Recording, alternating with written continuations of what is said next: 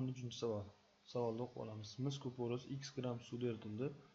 Olingan eritma 1 soat 36 minut davomida o'sha 13.4 amper tok bilan elektroliz qilingan. Natijada 400 gram 9.8% sulfat kislota eritmasi olindi. X qiymatini toping deyapti. Xo'p. Mis sulfat eritmasini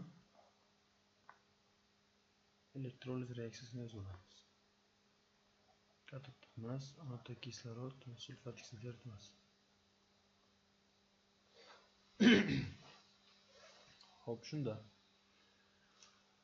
bu elektroliz qilindi 5 soat 36 minut davomida. Soatga aylantirib olsak 36 minutimiz 0.6 soat bo'ladi. Endi 5 soatni qo'shsak umumiy 5.6 soat davomida elektroliz qilingan.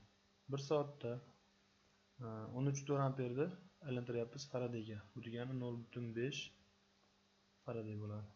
1 soatda 0.5 faraday o'tsa 5.6 soatda 2.8 faraday umumiy tok o'tar ekan.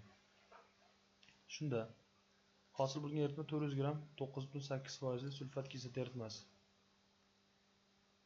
100 da 9.8 bo'lsa 400 da qancha desak 39.2.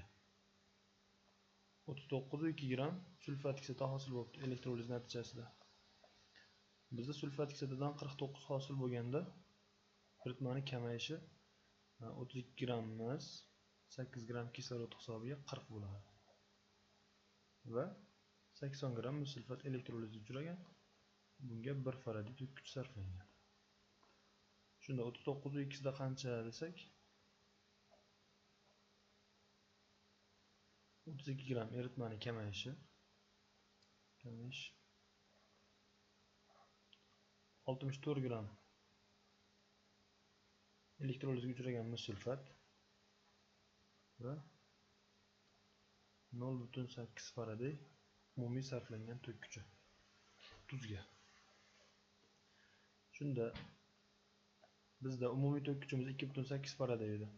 0.8 tuzga sarflangan bo'lsa 2 faradayi suvga sarflangan. Suvni elektroliz qilsak katodda vodorod, anoda kislorod chiqib 1 faraday tok sarflanganda 9 gramga kamayadi. 2 faradayda qancha desak 18 gramga kamayish bo'ladi. Suvni elektroliz hisobiga 18 ga kamaygan, tuzni elektroliz hisobiga 32 ga kamaygan va oxirida 400 gram eritma qolgan. Bularni hammasini qo'shsak 450 gram eritma bo'ladi. Endi umumiy mis kuporasi x gram suvga qo'shilgandagi eritmaning massasi 450 gram. Mis kuporasi qancha edi? Mis sulfat 5 mol suv. 90 gram suv, 160 gram tuz. Umumiy 250 gram mis kuporasi bo'ladi. 160 gram mis sulfat bo'lganda. Bizda mis sulfatning massasi 64 gram. 64 mis sulfat bo'lganda qancha mis kuporasi bo'ladi? 100 gram. Demak, umumiy 450 dan 100 gram mis kuporasi bo'lsa, o'sha qolgan 350 grami o'sha x gram suvga tegishli bo'ladi. B javob to'g'ri ekan. Hop. 14-savol. Kalsiy dihidrofosfat formulasini toping deyapti. Kalsiy dihidrofosfat. Hop, kalsiy ekvivalenti bo'lgani uchun 2 bo'ladi. Formula shu bo'ladi. Bitta D javob to'g'ri bo'ladi.